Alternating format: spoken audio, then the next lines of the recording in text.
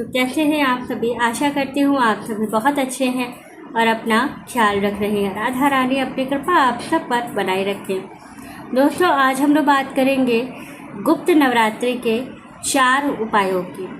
आम के पल्लव का 4 उपाय बताऊंगी, आम के पत्तों का, जिनको की करके आपको बहुत लाभ होने वाला है। चमत्कारिक उपाय हैं जो गुरु जी ने अपने वीडियो में बताया है, यानी कि गुरु जी पंडित प्रदीप मिश्रा जी ने अपनी वीडियो में इसके बारे में बताया है, वही मैं आपको बताने जा रही हूँ। उसको करने से आपको बहुत लाभ होगा।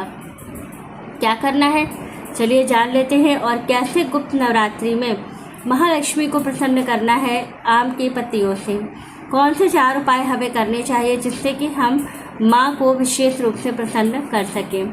तो चलिए वीडियो शुरू कर लेते हैं और सारी चीज़ों को अच्छे से जान लेते हैं कि क्या करना है हमें और किन किन बातों का विशेष रूप से हमें ध्यान रखना है।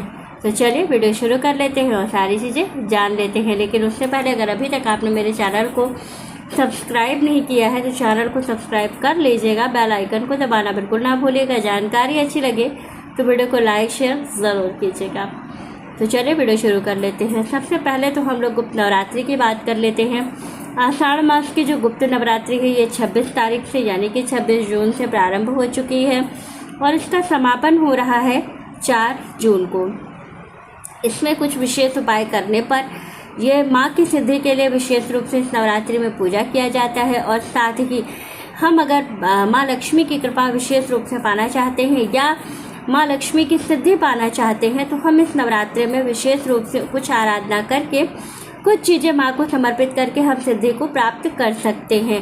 तो कैसे करना है ये जानना बहुत ज़रूरी है कि सारी सिद्धियों को प्राप्त करने के लिए हमें कुछ विशेष प्रकार के नियमों को भी ध्यान में रखना होता है और कुछ चीज़ें ज़रूर करनी होती हैं।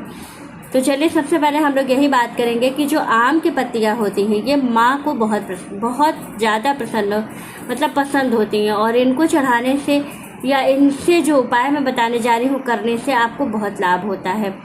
तो क्या करना है आपको, सबसे पहले तो आपको, अगर अभी तक आपने अपने घर के मुख्य द्वार पर आप व्रत करें ना करें, ये वाली नवरात्रि करते हैं या नहीं करते हैं, लेकिन फिर भी क्या करिएगा, 11 आम की पत्तियां ले लीजिए और अपने घर के मुख्य द्वार पर, अभी पहले दिन 26 तारीख को नहीं किया तो 4 तारीख तक का आपके पास समय है, कर लीजिए।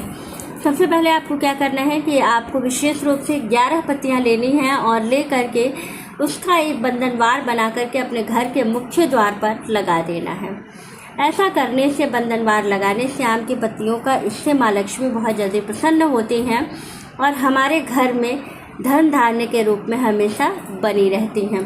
दूसरी चीज़ है, दूसरा उपाय ये है कि आपको करना क्या है कि अगर आप व्रत नहीं करते हैं, पूजा नहीं करते हैं इस वाली नवरात्रि में माता रानी की, तो आपको फिर भी क्या करना है कि 5 आम की पत्तियाँ प्रतिदिन ताज़ी 5 आम की पत्तियाँ लेनी है, उसका एक माला बनाना है और माले पर जो आप आम की पत्तियाँ लेंगे उसी पर स्वास्तिक बना करके, लाल कुमकुम से स्वास्तिक बना करके उसका माला बना के माँ दुर्गा को रोज़ समर्पित करेंगे। ऐसा करने से माँ लक्ष्मी का ध्यान करते हुए माँ दुर्गा को अगर हम समर्पित करते हैं तो हमें अपार लक्ष्मी की प्राप्ति होती है और धन धान्य हमारे घर में सदा बना रहता है। ये तो हो गया दूसरा उपाय। तीसरा उपाय आपको क्या करना है, तीसरा उपाय जो है इसमें आपको विशेष रूप से क्या करना है कि आम के फल इस समय बहुत ज़्यादा आते हैं, क्योंकि ये सीज़न आम का है तो आम आपको हर जगह मिल जाएगा। तो करना क्या है, आम आपको वो वाले समर्पित करने हैं जिसमें कि पत्ती लगी हुई हो। कोशिश करिए कि पत्ती लगी हुई आम अगर आपको मिल जाता है, आम जैसे आम है उसमें डंडी लगी हो और उसमें पत्ती लगी हुई हो, एक पत्ती ही हो लगी हुई मिल जाए, तो आपको क्या करना है, वो पत्ती सहित आम माँ को समर्पित करना है। इससे क्या होगा कि जब हम कोई भी फल पूरा समूचा समर्पित करते हैं, पूरा जैसा वो फल है वैसे ही समर्पित करते हैं, तो हमारे अंदर ऊर्जा का संचार होता है और साथ ही कि माँ की भी विशेष रूप से कृपा हमें प्राप्त होती है। अब चौथा उपाय बताने जा रही हूँ जो कि सबसे ज़्यादा कारगर है और सबसे ज़्यादा लाभकारी है। क्या करना है आपको, करना ये है कि आपको एक कार्य ज़रूर करना है कि आम की पत्तियाँ लेनी हैं और आम की पत्तियों को कलश जो आपने प्रतिदिन कलश की स्थापना कर रखी है या आपके यहाँ कलश नहीं रखा जाता है तो कोई बात नहीं है, आप प्रतिदिन एक आम की पत्ती लीजिए और जब भोग का आचमन करिएगा, ऐसे हम लोग किसी बर्तन में या लोटे में जो जल रखते हैं उससे भोग का आचमन करते हैं, लेकिन जब हम नवरात्रि में माँ की स्थापना करें तो विशेष रूप से आम की पत्तियों से आचमन करना बहुत शुभ होता है। तो क्या करना है, आपको आम की एक पत्ती लेनी है, उसको ऐसे नाव की तरह बना लेना है और उससे जल उठा के और आम की पत्तियों से आचमन करना है। जब हम आम की पत्तियों से आचमन करते हैं तो हमें बहुत लाभ होता है, विशेष रूप से क्योंकि आम की पत्तियां माँ को बहुत बहुत प्रिय होती हैं। और जब हम आम की पत्तियों का इतना सदुपयोग करके माँ की विशेष रूप से आराधना करते हैं तो हमें बहुत लाभ होता है।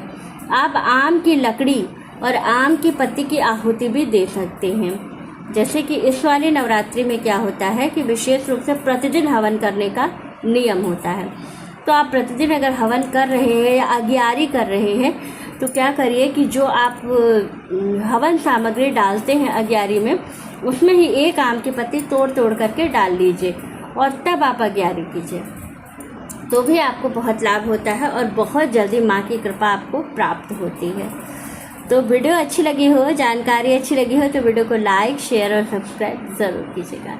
राधे राधे दोस्तों।